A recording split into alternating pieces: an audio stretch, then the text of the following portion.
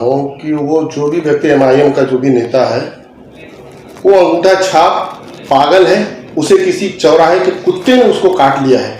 जो इस तरीके से वो बयान दे रहा है कर रहे हैं सुहेल देव कौन था वो?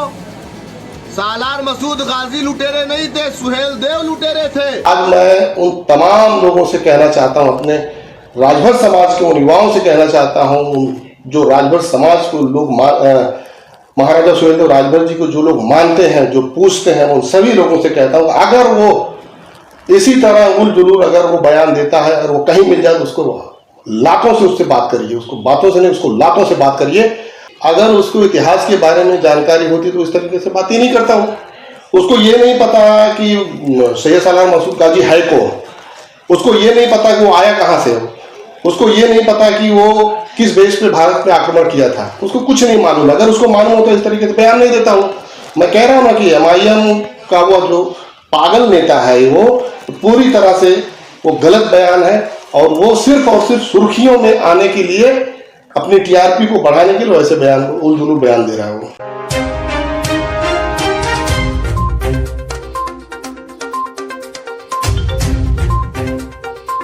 नमस्कार, स्वागत है राजभर एक्सप्रेस में। इस समय हम मुंबई में हैं और हमारे साथ है राजेश राजभर जी हैं, जो तेज तर्रार युवा नेता हैं सुहेलदेव भारतीय समाज पार्टी महाराष्ट्र के। आज सुहेलदेव भारतीय समाज पार्टी के राष्ट्रीय अध्यक्ष, गरीबों के मसीहा और अति पिछड़े, अति दलित, गरीब की आवाज़ उठाने वाले उत्तर प्रदेश के कैबिनेट मंत्री ओम प्रकाश राजभर जी का आज जन्मदिन है। इस मौके पे सुहेलदेव भारतीय समाज पार्टी महाराष्ट्र की टीम ने केक काट के उनका जन्मदिन मनाया। तो आइए जानते हैं कि ओम प्रकाश राजभर जी हमेशा सुर्खियों में बने रहते हैं। आए दिन कुछ ना कुछ उनका बयान की वजह से हम चर्चित रहते हैं या किसी बात को लेकर चर्चा में रहते हैं। तो सबसे पहले जानेंगे कि आज सुहेलदेव भारतीय समाज पार्टी के राष्ट्रीय अध्यक्ष ओम प्रकाश राजभर जी का जन्मदिन है, इस मौके पे क्या कहना चाहेंगे? धन्यवाद अखिलेश जी। सबसे पहले तो मैं आज सुहेलदेव भारतीय समाज पार्टी के राष्ट्रीय अध्यक्ष आदरणीय बाबूजी श्री ओम प्रकाश राजभर जी, उत्तर प्रदेश कैबिनेट मंत्री के एनडीए सरकार में जो है, आज उनका जन्मदिन है। ये मेरे लिए बड़े ही उत्सव का दिन है। सुहेलदेव भारतीय समाज पार्टी के लिए बहुत ही उत्सव का दिन है, क्योंकि आज ही के दिन आदरणीय बाबूजी का अवतरण हुआ था इस धरती पर और पिछाड़े लोगों के जो मसीहा बनकर उभरे हैं, आज उनके लिए जो कार्य कर रहे हैं, ये दुनिया देख रही है। तो इनके जन्मदिन के शुभ अवसर पर मैं अपनी तरफ से और महाराष्ट्र की पूरी टीम की तरफ से माननीय ओम प्रकाश राजभर जी को बहुत बहुत बधाई देता हूं और दुआ करता हूं कि भगवान उन्हें और 100 साल जिंदा रखे।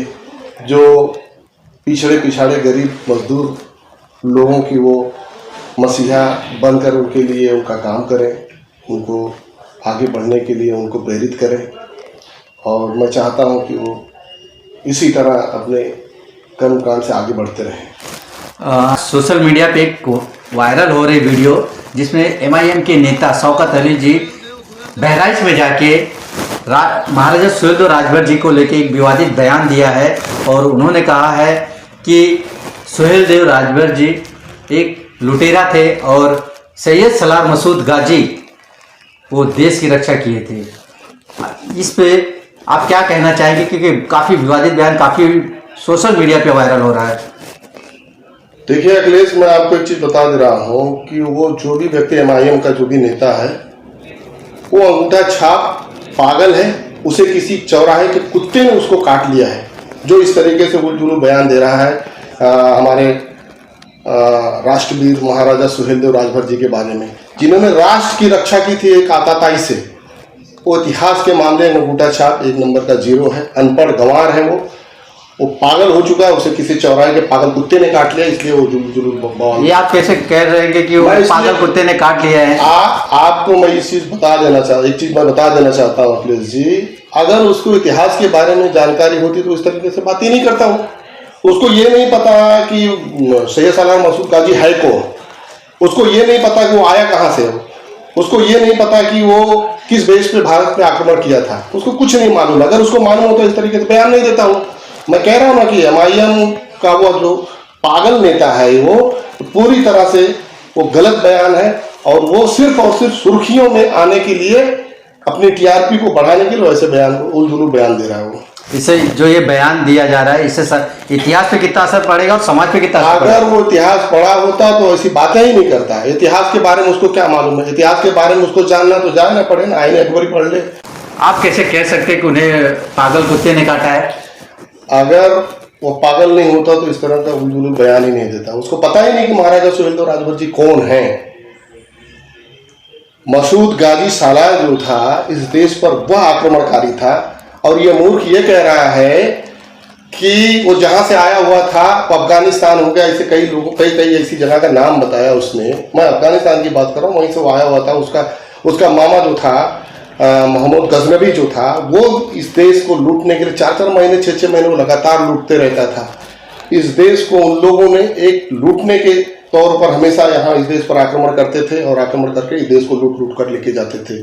और वो कई बार वो अपने मामा के साथ में ही आया हुआ था, और वो उन लोगों का एक और ऐसा उनके अंदर एक धार्मिक जुनून था कि वो लूटते हुए और लोगों में धर्म परिवर्तन करते हुए तलवार की नोक पर अपने आतताई की सीमा पार करते हुए आगे की तरफ बढ़ रहे थे। और उसको रोकने के लिए महाराजा सुहेलदेव राजभर जी ने अपनी एक सेना तैयार करके उसका कत्लेआम किया, उसका वध किया, और उसको वहीं चित्तौड़ा की झील में दफना भी दिए। उसको पता नहीं है अखिलेश जी कि महाराजा सुहेलदेव राजभर जी हैं कौन। उसको अगर पता होता तो इस ढंग से वो बातें नहीं करता, इस ढंग से वो बात नहीं बोलता हूँ।